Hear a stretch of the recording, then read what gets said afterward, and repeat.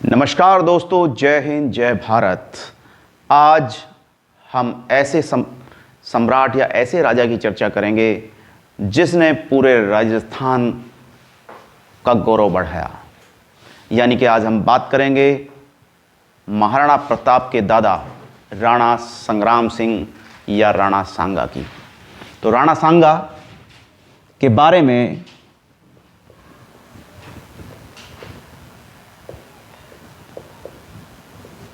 कहा जाता है कि उनके पूरे शरीर पर लगभग 80 घाव थे और वो वीर ऐसा लड़ता था जैसे बहुत बड़ा कोई देवता हो। यानी कि जब वो लड़ता था तो सामने की सेना चूर चूर हो जाती थी। तो आज मैं बात करूंगा राणा संग्राम सिंह की। राणा संग्राम सिंह या राणा सांगा का जन्म 12 अप्रैल 1482 को उदयपुर में सिसोदिया राजपूत राजवंश में हुआ। तो कहने का मतलब यह है कि राणा संग्राम सिंह, जिनका जन्म 12 अप्रैल 1482 ईस्वी को उदयपुर में हुआ। उदयपुर जो राणाओं की राजधानी थी, महाराणाओं की राजधानी थी। और महाराणा संग्राम सिंह या महाराणा सांगा महाराणा कुंभा के बाद सबसे प्रसिद्ध राजा थे। मेवाड़ में सबसे महत्वपूर्ण शासक थे और उन्होंने अपनी शक्ति के बल पर मेवाड़ साम्राज्य का विस्तार किया था। उसके तहत राजपूताना के सभी राजाओं को संगठित किया।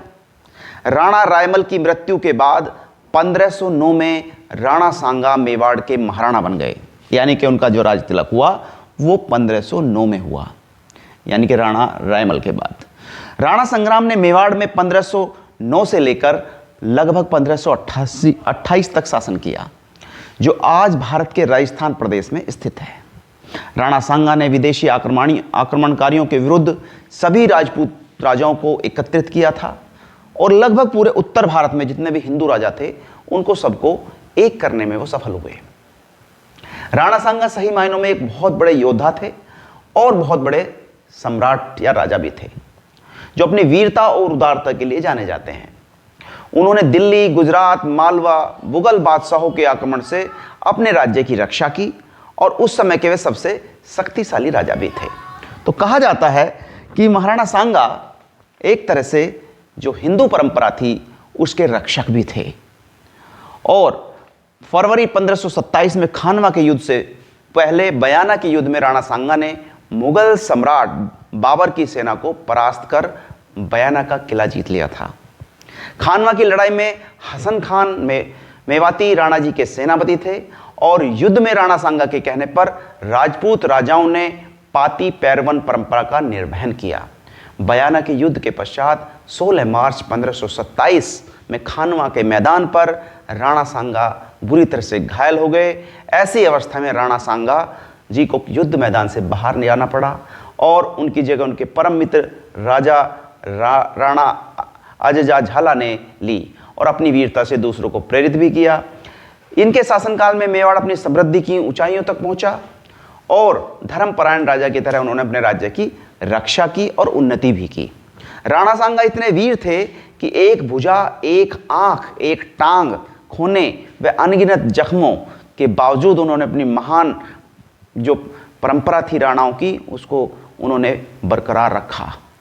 उन्होंने सुल्तान मोहम्मद शाह मांडू के युद्ध में हराने व बंदी बनाने के बाद उनका राज्य पुनः उदारता के साथ उन्हें वापस भी कर दिया था। ऐसे थे महाराणा सांगा। राणा सांगा जो है वीर योद्धा के साथ साथ बड़े उदार व्यक्ति भी थे। अब मैं बात करूंगा उनके जन्म की कि कब उनका जन्म और कहाँ हुआ। राणा रायमल के 4 पुत्र थे, पृथ्वीराज सिसोदिया, जयमल, राणा सांगा और शेषा तथा 2 पुत्रियां थी। एक जीवित पुत्री का नाम था आनंदी बाई। तो मेवाड़ के सिंहासन के लिए संघर्ष प्रारंभ हो जाता है और एक भविष्यवाणी करने वाला एक व्यक्ति ने राणा सांगा को मेवाड़ का असली शासक बताया था। ऐसी स्थिति में पृथ्वीराज व जयमाल अपने जयमल अपने भाई राणा सांगा को मौत के घाट उतारना चाहते थे, लेकिन राणा सांगा किसी प्रकार से बचकर निकल जाते हैं और वो अजमेर पहुंच जाते हैं और अजमेर में उन्होंने 1509 में करमचंद सिंह पंवार की सहायता से राणा सांगा मेवाड़ पर अपना जो है एक तरह से शासन प्रारंभ करते हैं। मुगल साम्राज्य के संस्थापक जो बाबर थे ने अपने संस्मरणों में कहा है कि राणा सांगा भारत के सबसे प्रतिभाशाली, सबसे मजबूत, सबसे वीर योद्धा जो है सेनापति थे और उन्होंने कहा कि अपनी वीरता और तलवार से राणा सांगा ने उच्च गौरव को प्राप्त किया और लगभग 80,000 घोड़े उच्चतम श्रेणी के जो है मतलब सरदार, रावल, हाथी के साथ वे युद्ध में लड़े थे और युद्ध के मैदान में लगभग 1 लाख राजपूतों का बल जुटाकर वो गुजरात और लोधी सल्तनत की संयुक्त सेनाओं को हराने के लिए मुसलमानों पर अपनी जीत के बाद वह उत्तर भारत के सबसे शक्तिशाली शासक माने जाते हैं। तो महाराणा सांगा ने सभी राजपूत राज्यों को संगठित किया, सभी राजपूत राज्यों को एक छत्र किया और सभी राजपूत राज्यों से संधि भी कराई और उन्हें दक्षिण की तरफ मालवा में जीतकर नर्मदा तक अपना जो है साम्राज्य उन्होंने स्थापित किया और बयाना में भरतपुर ग्वालियर तक अपना राज्य विस्तार कर इस प्रकार मुस्लिम सुल्तानों को 150 वर्ष की सत्ता के पश्चात इतने बड़े क्षेत्र पर हिंदू साम्राज्य को स्थापित भी किया।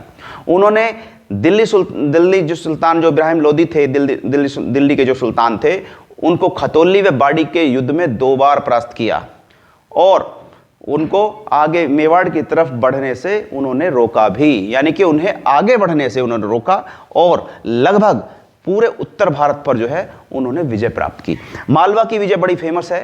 1519 में गुजरात और मालवा की संयुक्त मुस्लिम सेनाओं के बीच राजस्थान में गागरोन के निकट राणा सांगा के नेतृत्व में गागरोन की लड़ाई लड़ी गई थी और राजपूत संघ की जीत में उन्होंने चंदेरी किले के साथ साथ मालवा के अधिकांश हिस्सों पर अधिकार कर लिया था। तो कहा जाता है कि मालवा में उन्होंने एक तरह से अपने साम्राज्य को आगे बढ़ाया। गुजरात पर जो विजय हुई और उत्तराधिक जो गुजरात के सुल्तान थे मुजफ्फर शाह और राणा ने कट्टर दावेदारों का जो समर्थन था उनके पास और 1520 में सांगा ने इधर सिंहासन पर रायमल की स्थापना की और मुजफ्फर शाह ने अपने सहयोगी भारमल को स्थापित करने के लिए एक सेना भेजी। राणा सांगा खुद पहुंचे और उन्होंने सुल्तान की सेना को पीछे हटाया और गुजरात का युद्ध उन्होंने जीता।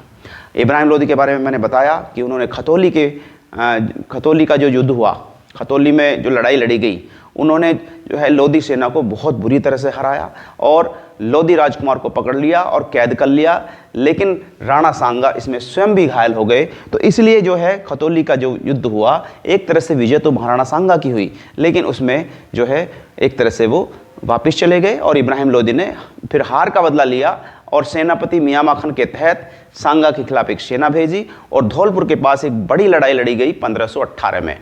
तो उन्होंने लोधी सेना को फिर परास्त किया और लोधी का बयाना तक पीछा भी करा। तो इस तरह से मालवा के जो सभी जो क्षेत्र थे वो जो है महाराणा सांगा ने उन्हें जीता।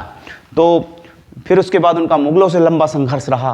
बाबर पहली बार जब आया उन्हें लोधी को हराया और 1526 में जो पानीपत का युद्ध हुआ था, वो पानीपत का युद्ध से जो है एक तरह से सल्तनत काल खत्म हो गया था और बाबर ने 5वीं बार जब भारत पर आक्रमण किया था पानीपत की पहली लड़ाई में, तो उसने इब्राहिम लोदी को हरा दिया और उसे मार भी दिया। तो साहब बाद में क्या हुआ, फिर उसके बाद जो है उनका युद्ध कई राजपूतों के साथ हुआ। पृथ्वीराज कच्छा के बाद पहली बार कई राजपूत वंशों को उन्होंने जो है एकजुट किया था महाराणा सांगा ने और लगभग 1 लाख राजपूतों की एक सेना बनाई और आगरा के लिए उन्नत किया।